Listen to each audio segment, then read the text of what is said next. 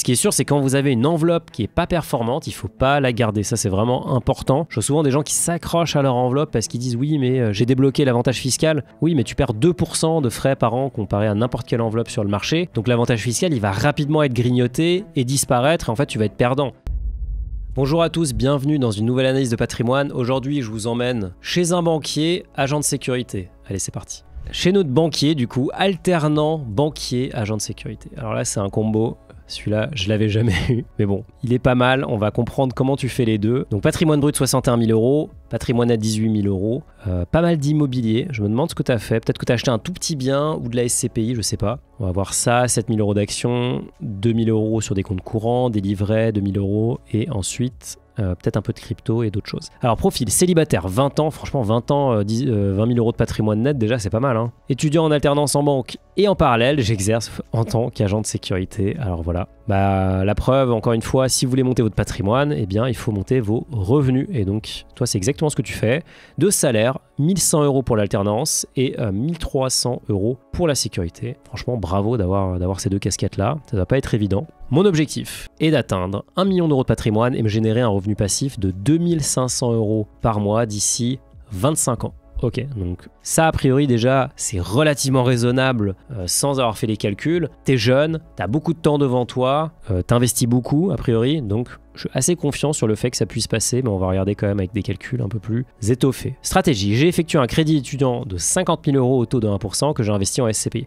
Alors ça, attention, voilà, je vous le dis à chaque fois, mais attention les amis quand même, le crédit étudiant, ce n'est pas fait pour acheter de la SCPI, des actions, encore moins pour acheter du Bitcoin. C'est vrai que c'est un taux qui est génial, qui est hyper intéressant, mais bon, on a déjà eu plein de cas. Hein. On a déjà des gens qui ont investi en crypto, en actions. Voilà, on n'avait jamais eu en SCPI, maintenant c'est fait.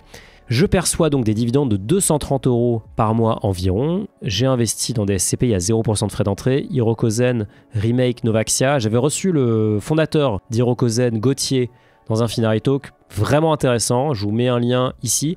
Et si vous avez envie d'avoir son avis sur le marché immobilier qui est quand même assez tendu en ce moment, eh ben vous pouvez aller voir ça. En tout cas, c'est vrai qu'il n'y a pas de frais d'entrée, c'est-à-dire que quand vous investissez 1 000 euros, vous obtenez 1 000 euros de part de SCPI. La plupart des SCPI traditionnels, vous allez payer à minima 8%, mais plutôt 12%, voire plus.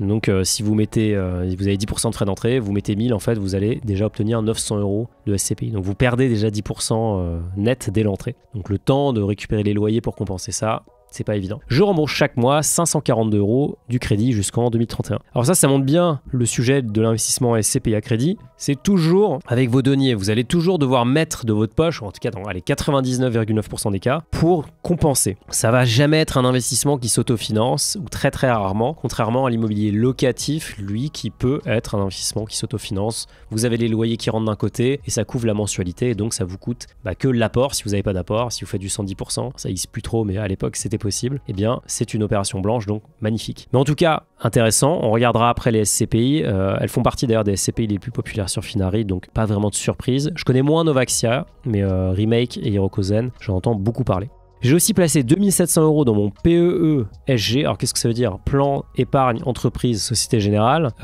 sur un support d'action revu à la baisse avec un gros abondement. Je compte réaliser la même opération au mois de juin car mon contrat d'alternance prend fin et je pourrai donc récupérer la totalité des fonds nets d'impôts. Alors l'épargne salariale, j'avais fait un thread sur X il y a quelques mois maintenant pour présenter ce dispositif. Si vous êtes alternant, vous en bénéficiez. Si vous êtes en CDI, il y a 90% de chances que vous puissiez bénéficier de ce dispositif auprès de votre société, surtout si vous bossez dans un grand groupe. Et vous bénéficiez notamment de la mécanique de l'abondement qui permet concrètement de recevoir jusqu'à 3 fois la somme que vous allez investir de la part de votre société. Donc ici, toi, c'est des titres de Société Générale qui vont être apportés en bonus. Et généralement, les grosses boîtes sont hyper généreuses. Donc c'est très, très intéressant. C'est un peu l'équivalent d'un PEA en termes de caractéristiques sur la réduction d'impôts. Et quand tu quittes la société comme ici, tu ne payes pas d'impôt sur la plus-value. Ensuite, en ce qui concerne l'épargne, ma stratégie est la suivante. 1 500 euros par mois, 1 200 euros sur le livret A. Ok, c'est beaucoup.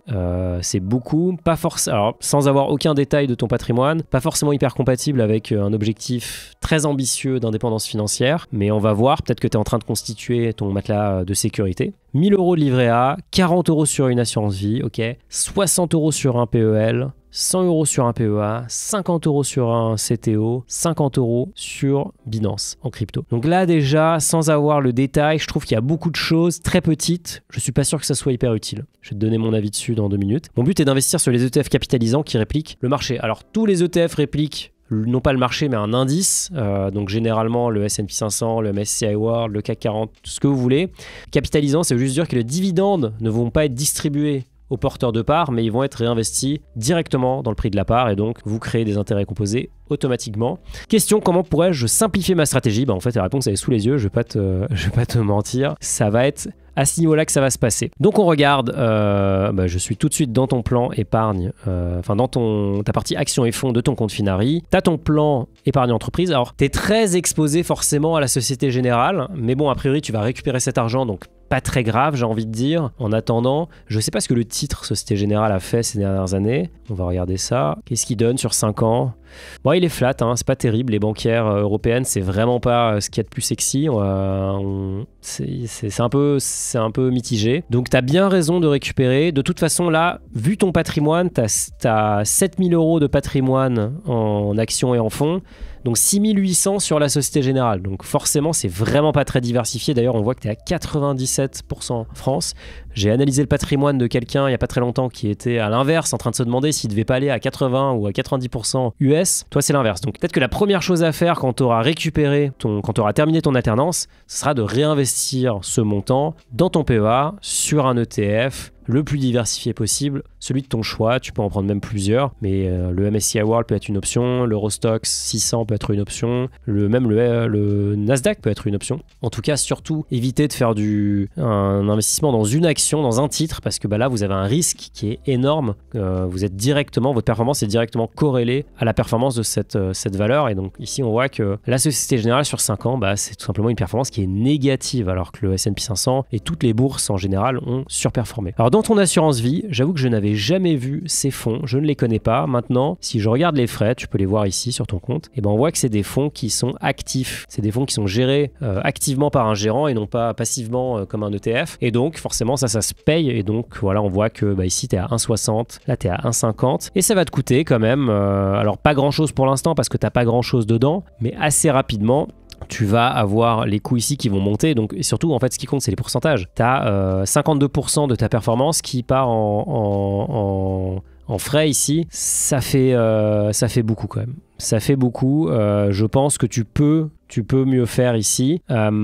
Déjà, la première question, le premier point, c'est que tu as pris date sur ton assurance vie. Je pense que tu as déjà fait le principal. Je ne suis pas sûr que tu aies besoin de contribuer sur ton assurance vie tant que ton PEA n'est pas au plafond. Le PEA, le plafond, pour rappel, pour une personne comme toi qui est célibataire, c'est 150 000 €. Donc, tu as vraiment de la place encore avant d'atteindre quoi que ce soit comme plafond. On voit que toi, tu as juste déposé le minimum, je pense, et tu as de la marge. Donc, d'une part, est-ce que tu as besoin de contribuer dans ton assurance vie? Probablement que non. D'autre part, est-ce que tu as besoin d'avoir des fonds actifs dans ton assurance vie? Probablement que non plus. Donc ça, tu peux appeler ton banquier ou tu peux arbitrer toi-même, soit vers des ETF, et c'est pas grave. Si cette assurance vie Crédit Agricole n'offre pas d'ETF, tu fermes l'assurance vie et t'en ouvres une nouvelle. De toute façon, il ne doit pas y avoir beaucoup d'antériorité dedans. Il n'y a quasiment pas de plus-value, donc ça ne va pas non plus coûter très cher. On parle de 13 € de plus-value. Donc il n'y a pas de drame. Ce qui est sûr, c'est quand vous avez une enveloppe qui n'est pas performante, il ne faut pas la garder. Ça, c'est vraiment important. Je vois souvent des gens qui s'accrochent à leur enveloppe parce qu'ils disent oui, mais j'ai débloqué l'avantage fiscal. Oui, mais tu perds 2% de frais par an comparé à n'importe quelle enveloppe sur le marché. Donc l'avantage fiscal, il va rapidement être grignoté et disparaître. Et en fait, tu vas être perdant. Donc, si tu n'as pas le choix des supports que tu peux mettre dedans, si l'enveloppe est chère, aucune raison de la garder. Donc là, j'ai pas les frais exacts. Donc, je vais aller prendre la brochure tarifaire, qui sont toujours des moments de grâce absolue, puisque c'est incompréhensible, non pas au Crédit Agricole, mais en général, parce que c'est extrêmement complexe. Et donc, si je regarde, alors je vais regarder sur le PEA directement, on voit que, alors, tu as plusieurs offres a priori pour le PEA spécifiquement. C'est vrai que moi je recommande généralement de prendre une banque en ligne. Dans le cas de Crédit Agricole, ce qui est intéressant en fait, si je comprends bien cette offre Invest Store, c'est que si tu passes plus de 24 ordres par an, tu as un tarif qui est quand même relativement réduit Notamment si tu passes des ordres de plus de 1100 €, bah, tu payes 9 points de base, 0,09%, donc c'est vraiment pas beaucoup. Sur le PEA, d'ailleurs, tu payes la même chose sur le compte titre. Alors que si tu as l'offre standard, a priori ou initiale, tu paieras 0,50. Donc ça sera moins cher. Maintenant, tu as des frais de garde, tu as plein de choses. En fait, moi, j'aime pas ce genre d'enveloppe où il y a des frais quand tu fais rien, où il y a des frais qui arrivent si tu achètes pas un certain nombre de titres. Je préfère que tu sois libre et que tu puisses investir à ton rythme. Et si tu n'as pas envie d'investir, eh bien, c'est pas grave, tu ne vas pas être pénalisé pour ça. Maintenant, je pense pas que ce soit un mauvais PEA, mais à vérifier quand même. Je pense que dans la majorité des grandes banques en ligne, tu peux avoir une offre qui est à minima meilleure, voire bien moins cher. Ce qui est sûr, c'est que tu vas récupérer des sous pour le PEA et que faudra se diversifier, ça c'est vraiment clé. Tu nous disais aussi que tu mettais sur un compte titre. Je pense pas que tu aies besoin de mettre sur un compte titre une assurance vie et un PEA. Je pense que tu peux déjà te concentrer à 100% sur ton PEA vu les montants et après éventuellement regarder le compte titre d'ici quelques années. Tu mets aussi sur un livret et ça c'était intéressant. Pourquoi tu mets autant sur des livrets? Donc là on voit que tu as 2000 € d'épargne sur des livrets. Peut-être que tu as envie d'avoir un maximum d'épargne de précaution. Il faut savoir que l'épargne de précaution, entre 3 et 6 mois, surtout quand on est jeune et surtout quand on est comme toi, qu'on a plusieurs sources de revenus, je pense que tu peux te permettre d'être un peu plus, tu vois, d'avoir un peu plus d'entrain là-dessus et peut-être de moins mettre sur ton livret et de plus investir. Peut-être que tu pourrais faire la moitié sur les livrets et l'autre moitié sur ton PEA. Ça pourrait être intéressant. Je ne vois pas l'intérêt de mettre sur un PEL dans l'immédiat. Je pense que c'est plutôt une perte qu'autre chose. Il faut savoir que alors le PEL, le taux dépend de tout un tas de facteurs, mais actuellement, alors je ne connais pas la date d'ouverture de ton PEL, etc., donc j'aurais pas forcément les bons chiffres, mais on voit ici que, allez, si tu l'as ouvert l'année dernière, tu es à 2%. Donc c'est pas énorme, c'est clairement beaucoup moins que le livret A. Donc pourquoi avoir un PEL si tu as le livret A et que tu n'as pas atteint le plafond? Le livret A c'est 3%, là a priori c'est 2%. Je ne suis pas sûr. En tout cas, ce qui est sûr, c'est que tu n'as pas besoin de contribuer tout court sur ce PEL, mais plutôt à la limite sur le livret A et encore.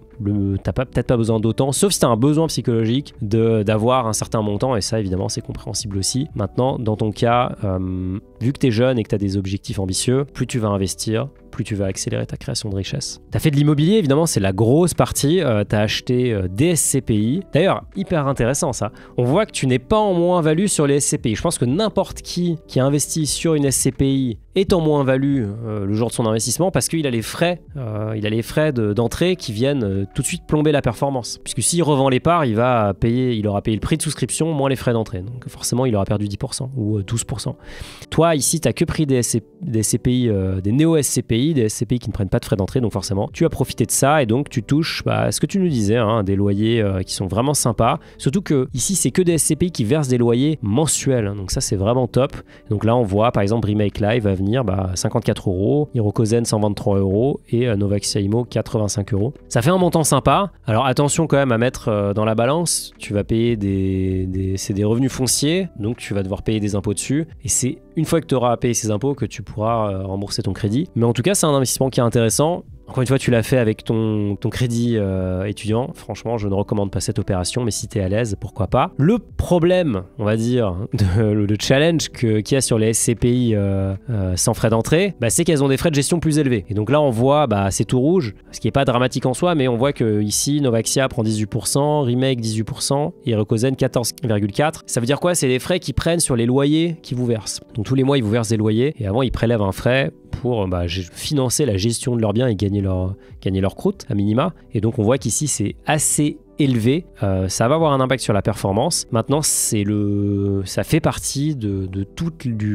lot de toutes les SCPI qui n'ont pas de frais d'entrée. Pas de frais d'entrée égale frais de gestion cher. Si vous avez des frais d'entrée, forcément les frais de gestion sont plus bas, généralement autour de 10-12% par an. Mais bon, l'important c'est surtout la qualité des biens, le taux de versement, le nombre de locataires, le nombre de locataires actuellement en défaut, la diversification géographique. Et là, je pense que tu es très bien orienté, donc on voit que tu as du bureau, mais tu as de la logistique, du commerce, de la santé, et surtout en termes de pays, à mon avis, tu es très diversifié. Tu as de la France, évidemment, mais tu as quand même de l'Espagne, du Pays-Bas, de l'Irlande, de l'Allemagne et du Royaume-Uni. Donc pour des produits qui sont très franco-français, c'est quand même vraiment intéressant, et d'ailleurs c'est le cas de, je pense, toutes ces SCPI, elles investissent toutes à l'étranger. Je suis pas sûr pour Novaxia Zen, mais vous me le direz, vous me le direz dans les commentaires. Mais je pense qu'elle le fait. Voilà, elle a investi en Espagne à minima. Donc très intéressant. Si on regarde l'emprunt qui est en face, on voit c'est un emprunt classique, amortissable, t'as ta mensualité et t'as un taux de rêve 1%, génial. Je te souhaite de pouvoir continuer à avoir ce genre de taux. En tout cas, si vous investissez votre prêt étudiant, j'insiste, c'est à vos risques et périls. Là après ça reste de la SCPI, donc c'est relativement sûr, même si c'est pas forcément super liquide à la revente. On va regarder ce que tu as en crypto avant de passer à ta simulation. Donc tu es sur Binance, 118 €. Voilà, vu les montants, je pense que ça pourrait être intéressant de concentrer sur les jetons les plus populaires. Donc je ne vois pas de Bitcoin et a priori je vois de l'Ethereum une toute petite part. Je ne vois pas d'Ethereum non plus non stacké ou à minimum ou juste de l'Ethereum tout court. Ah si, il y en a pas, à 2 €. Peut-être que ça peut être intéressant de renforcer autour des basiques, à savoir Bitcoin, Ethereum, et Solana aussi qui est intéressant. Mais voilà, vu les montants, je pense que c'est pas un sujet qui pour toi est très important. Je rappelle que vous pouvez investir sur Finari en crypto. Si vous voulez, vous pouvez aussi investir sur plein d'autres plateformes. Mais c'est vrai que nous, on fait une offre très simple à utiliser, donc très adapté pour des débutants. Du coup, tu avais une question, ou plutôt un objectif, qui était de dire 1 million d'euros et 2500 € de revenus par mois d'ici 25 ans. Donc j'ai pris mon simulateur de patrimoine, j'ai pris ton patrimoine actuel en prenant uniquement le patrimoine action, donc j'ai pas pris les SCPI, etc. Donc ça sous-estime même ta capacité à y arriver. J'ai pris ton taux d'investissement actuel, même si il faudra voir si tu arriveras à continuer à garder ce rythme qui est quand même très très élevé. Je ne sais pas si actuellement tu es logé chez tes parents par exemple, mais ça forcément, si tu dois payer ton loyer, ça va avoir un gros impact. C'est la dépense numéro 1 des Français, c'est le loyer. Si tu continues à investir 100% en bourse, ce qu'on a dit ici pour simplifier, on te donne 25 années d'épargne puisque c'est ton objectif. On a mis un rendement bourse 8%, on a mis un taux d'imposition à 30%, même si en fait tu devrais passer par le PEA, donc tu serais plus bas, mais au moins on est conservateur. Taux de retraite 4%, ça veut dire que chaque année tu retireras 4% de ton capital, enfin tu dépenseras maximum 4% de ton capital. Taux d'inflation à 3%, ce qui est à peu près ce qui se passe en ce moment. En ce moment c'est un peu plus, historiquement c'était un peu moins. Ça nous emmène à quasiment exactement ce que tu avais prévu. Donc tu es quasiment à 2500 € par mois, tu es à 2475 € par mois, même si c'est vrai que tu n'es pas à 1 million. Je pense que pour atteindre le million, il te faudra encore 5 années de plus. Voilà, exactement. À 30 ans, tu seras à 1 million. Selon cette simulation qui évidemment est linéaire, etc. Donc il peut se passer une vie entre ça et maintenant. Mais en tout cas, ça te donne une bonne indication. Tu es plutôt très bien parti. Tu as un patrimoine qui est bien orienté. Je pense qu'il y a quelques ajustements à faire, rationaliser, beaucoup plus axé sur le PEA qui est l'enveloppe la plus intéressante quand on débute. Tu as pris date sur l'assurance vie, donc très bien. Le reste, tu n'as pas forcément besoin de le faire. Peut-être un peu alléger les investissements en livret pour aller plus sur des actions. Et ensuite, il n'y a plus qu'à faire. Il n'y a plus qu'à investir régulièrement. Et puis, on se donne rendez-vous dans 25 ans pour fêter ton premier million. J'espère que ça vous a aidé, que ça vous a inspiré. On peut être comme notre ami ici, avoir 20 ans, être étudiant, avoir un job à côté, avoir déjà des revenus qui sont de plus de 2000 € par mois, du coup investir et avoir un capital qui est quand même relativement conséquent pour son âge. Franchement, c'est impressionnant, mais il n'y a pas de secret, il a travaillé dur. D'ailleurs, je ne vois pas d'héritage dans l'histoire, donc je garantis ce profil sans héritage. C'est souvent un débat qu'il y a dans les commentaires. Des gens qui ont hérité forcément, oui, ils ont eu un petit coup de pouce. A priori, cette personne n'en a pas bénéficié. Donc, j'espère que ça t'a aidé. Si vous voulez que j'analyse aussi votre patrimoine, le lien est dans la description. Vous postulez. Tous les dimanches, j'analyse un profil, que ça soit un débutant ou quelqu'un qui a un peu plus d'argent. L'idée, c'est de vous donner un panel le plus large possible, vous inspirer pour que vous puissiez aussi passer à l'action. Donc, je vous souhaite des bons investissements et je vous dis à très vite. Salut!